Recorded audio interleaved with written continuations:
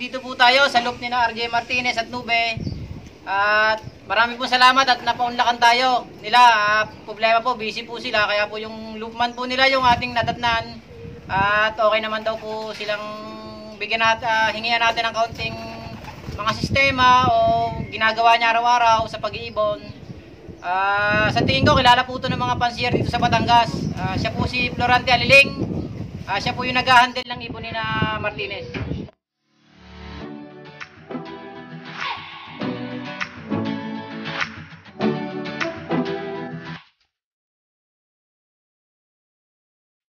Florante, tatanong ko lang po sa inyo para sa mga newbie natin kung paano po tayo mag-breed, paano po tayo mag-kondisyon ng mga flyer, at kung ano po magandang gawin sa ibon, at kung ano pa po, basta po makakatulong sa mga pansier natin na nagsisimula para po hindi po sila maligaw.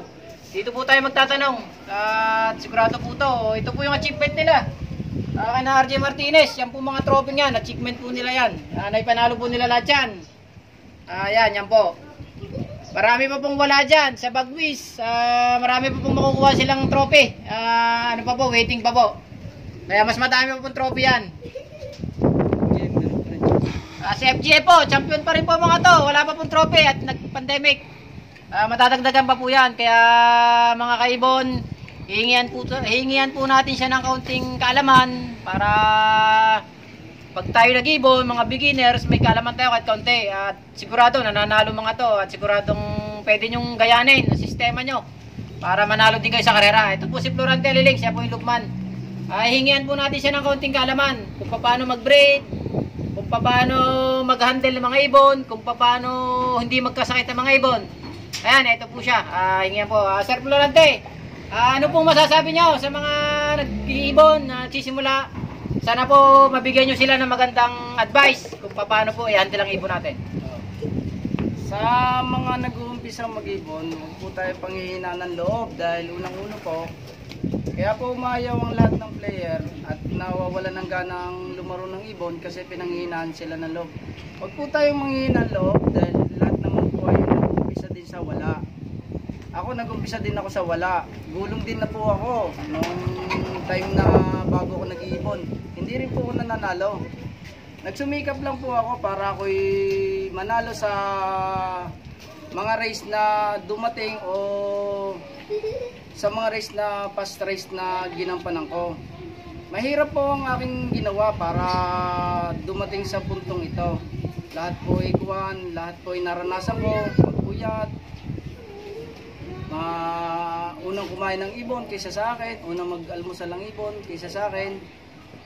Ang maganda lang po sa akin ay pag ako may pagkakamali sa ibon, sa susunod di ko na po inuulit kasi mali na po ako doon sa way na yon, ulitin ko pa, di magkakamali na naman po ako. Di ang ginagawa ko, yung pagkakamali ko nung una, hindi ko na po ginagawa sa pangalawa. Sa pangatlo po, improve na po ako. At medyo maganda ng preparasyon ko. Ayan. Ayan po yung kanyang ma-advise sa inyo. At ito po, gusto ko rin pong itanong sa kanya kung ilang beses na po siya nanalo sa kakarera. Baka po kasi may mga nanonood tayo na gusto malaman. Sa kanya po natin malalaman kung ilang beses na po siya nanalo sa karera. Yan po si Florante. Sir, ilang beses na po tayo nanalo sa karera? Sa tingin nyo, kahit hindi na po dito sa kay na RJ, kay na Martinez. Napakarami na. Napakarami ng beses ako nanalo sa karera. Nakatikim ako ng first overall, nakatikim ako second overall, nakatikim ako third overall. Napakarami na po ng aking ipinanalo. Hindi lang po sa loop ng magkapatid, iba-iba pong loop. Lahat pong pinag-alagaan ko po ay napachampion ko ang ibon. Hindi lang po ng isang beses, hindi lang po ng 2 beses. Nagagampan ako hanggang 3 beses na champion. Ayun po ay sunod-sunod. Kaya napakaswerte ko po na na-achieve ko yung sunod-sunod na overall. At saka nagcha-champion po ako ng North, nagcha-champion po ako ng South, nagcha-champion po ako ng Inter-Island. Ayun po ay magkakaibang season po yun ng race. Tapos po ayun po yung North, South at saka Inter-Island race. Hindi po ako dati maraming ibon maglipad. Naglilipad lang po ako ng sunset. Naglipad din po ako ng dalawang piraso po. Nag-champion po ako ng 2 piraso ng ibon sa FTF. Dalawang piraso lang po yun para first at saka 6 overall. Tapos naglipad din po ako ng marami na nag-champion din po ako. Napakarami na po ng beses na ako ay nanalo. Sa mga pooling po, naku po, hindi ko na po kayang bilangin sa kamay at paa. Napakarami na po. Ayan po yung kanyang mga pinanalo, mga kaibon. Ito na lang po, para po alam nyo kung paano mag-breed. Tanungin na rin natin siya, sayang din po, nandito na tayo. Tatanungin natin siya kung paano siya mag-breed, kung anong ginagawa niya, day 1, day 2, day, hanggang sa isa lang niya, ganun po. Tatanungin po natin kung paano siya magpurga, paano siya ganun ng breeder, kung paano kung kondisyon na, kung isasalang na ba o hindi pa. Ayun po yung katanungan natin kay Sir Pularante. Sir, yung po lang gusto naming malaman, kung paano po kayo mag-breed ng ibon at paano po maging healthy yung inakay. From day 1, pag ako magbe-breed ng ibon, breeder, cock, hen, ang ginagawa ko muna sa dalawang yan, pinapatuka ko sila ng 50 high protein, 50 concentrate. Kasi napakaganda ng high protein na imimix mo sa concentrate, like platinum. Basta po high protein, kahit ano pong pellet, basta high protein. Pero ako po, ang ginagamit ko po ay yung high protein na pellet. Iminimix ko sa grains na concentrate, pinagsasagot ko silang dalawa. 50-50 po yun. Dahil po ako magbe-breed ng ibon, kailangan po medyo mataba po ang breeder at saka medyo healthy. Tapos po, once na isasalang ko po ang breeder, ang ginagawa ko po sa breeder, pag isasalang ko na po siya, pinupurga ko muna po siya. Pupurgahin ko muna po siya. Pupurgahin ko po siya, isang beses lang po. Pinurga ko po siya na isang beses, isasabay ko na rin din po ang paligo. Tapos yung mga following day na magkakasunod, ang ginagawa ko doon, binibigyan ko sila ng vitamins. Kahit ano pong klaseng vitamins, napakaganda po. Kahit ano pong klaseng vitamins, maayos din po. Kaya gagawin ko, pag pinurga ko po siya ngayon, tapos pinaliguan ko, 15 days po siya. 15 days ko po siyang bago pagparisin, o 1 month. 1 month, 15 days to 1 month. Tapos ang ginagawa ko, binibigyan ko siya ng vitamins, NWF. Yung TTH, plain water na siya. Dahil hindi naman po pwede lagi may vitamins ang ibon. Yung TTH, plain water na po siya. Tapos yung pag isinalang ko ng ibon, once na isinalang ko ng ibon, binabawasan ko na ang high protein niya. Kasi baka masyado tumaba ang ibon, hindi naman siya mangitlog. Kaya ang nangyayari, 9:1. 9 na concentrate, na grains, 1 na high protein. Ayun pala po ang pag-breed niya, mga kaibon. Kaya dapat nalista niyo yun at papanood kayo yung video. At yung sa flyer niya, nandito na, tanongin na rin natin kung paano siya mag-handle ng flyer. Kung pag malapit na yung derby, kung anong ginagawa niya sa mga flyer para malaman nyo kung anong ginagawa niya.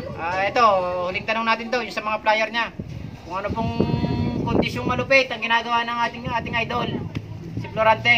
Sir, ano pong paghahanda natin sa mga flyer natin? Pag i-re-release na natin. Sa flyer naman, parang the same lang sila ng breeder. Ang ginagawa ko, mas sila nag-umpisa ang training o mid-dose o kahit anong hagis ng ibon, kahit kung sa shalpasan, ang ginagawa ko sa day 1 po, laging una-una ko, pinupurga ko muna po siya. Hindi ko itinitrain ng ibon na hindi ko na siya napupurga. Kasi napaka-importante po, napupurgahin nyo muna. Habang sila nagte-training, ang mga ibon, ang ginawa ko po, baliktad naman po ako. Pag ako po ay maglolot ng ibon, doon ko nilalagyan siya ng vitamins. Pag nauwi po, plain water lang po ako. Kasi medyo malapit pang karera, hindi naman po duluhan pa ang karera. Plain water lang po ako pag nauwi ang ibon.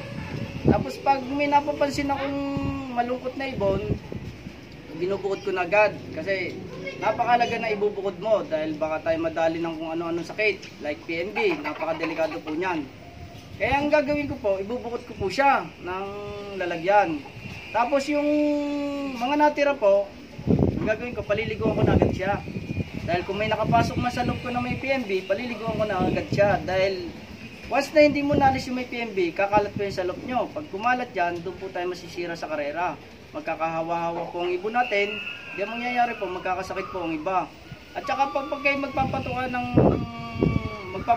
ng galing sa karera, huwag po kayo magpapatuka ng sobrang lalaki na grains. Kasi matagal pong tunawin yan. Kumare, pellet o kaya bird seeds. Dahil yung maliliit po na seeds, ayun ang mabilis pa recover sa mga ibon dahil mas mabilis siyang matunaw kaysa sa malalaking grains kagaya ng mga green peas, corn, ganyan. Matagal po siya matunaw. Pero pag ang ginamit niyo po ay yung mga maliliit na patuka, mas madali pong matunaw, mas mabilis pong makaka-recover ang ibon nyo. Tapos sasamahan nyo po siya ng vitamins at the following day, kinabukasan, bigyan nyo po siya kahit anong klaseng mga pampalakas. Kahit ano po pwedeng ibigay nyo pampalakas sa ibon. Pwede nyo pong i-apply sa kanya dahil po ang ibon, kailangan po niya ng magandang vitamina para sa kanyang susunod na battle. Dahil yung susunod na battle, mas malayo na sa unang toast. Ayan po mga kaibon, package po yun. Ang dami po nating natutunan sana ngayon. Sa mga nagsisimula natin, pwede nyo po subukan yung mga ginagawa niya. Sa tingin ko naman po aprobado at talaga pong nananalo siya. At yun lang po muna po sa ngayon. Marami pong salamat sa mga nag-subscribe. At yung nagpapa-shoutout kay paring Kenshin Manaya Gibara. Pre, at late na kami pumunta kanina. Ayun lang po, mga tropa natin dyan dito sa Batangas. Kung mga fan-share natin, shoutout po sa inyo. Sana po supportahan nyo yung aking vlog na to, yung aking video. May subscribe po, saka like and share na rin po para po maraming matutunan yung mga player natin. Maraming po salamat sa lahat and God bless po tayo lahat. Nagpapasalamat. Ito po, si ano. Nagpapasalamat po kay Michael Pante at saka kay Pastor na pagpunta dito sa loob ng magkapatid. Hindi ko po inaasahan na pupunta sila dito kaya ako nagpapasalamat. Sana po magustuhan nyo po ang kaunti kong kaalaman na ibinahagi sa inyo. Ayan nyo kung sakaling may second wave pa po yan na para po kayo matulungan at makapagpalayo ng mga ibon. Yun! Oo. Tama yun, sa derby, dito tayo mag-aabang. Dito tayo, pag wala na tayong ibon, dito tayo magbibideo. Para alam natin yung ginagawa nila. After loading, saka the day, pagdating ng ibon. Abangan po natin. Yung po sabi ni Florante. Sige po, sa derby po. Sa derby, pinapangako ko po. Matutuklasan niyo po ang paglulod sa derby at saka yung the day basketing ng ibon at saka sa arrival po ng ibon. Napapakita ko sa inyo na actual para matutunan nyo ng maayos at hindi kayo maligaw kung anumang larangan ng karera ang sasalihan nyo. At hindi kayo maligaw at tumaha kayo sa tatahakan yung tama. Ayan po mga kaibon. At nagpapasalamat po ulit tayo kasi kahit binigyan tayo ng oras ng ating lugman. Busy po to. Ang dami pong nililinis. Ayan po, buti po napagbigyan tayo nito kahit konting oras. Maraming salamat po sa lahat ng nanonood at mag-subscribe sa video ko at mag-like at mag-share na rin po para po yung mga newbie natin marami po silang matutunan. Sa susunod po natin vlog, mas marami po tayong matututunan. At meron pa rin po tayong interviewing magagaling na player dito sa Batangas. Abangan po natin yan. Salamat po. Magpapasalamat din po pala ako sa magkapatid na si RJ and Novi Martinez. At pinakamusta ko ang dalawang anak na si Princess Jamaica at si Johan Patrice. Anak, lagi kayong sana maging healthy at hindi magkasakit. Kain lang po kayo. Saka mahal na mahal ko kayong dalawa. Salamat po.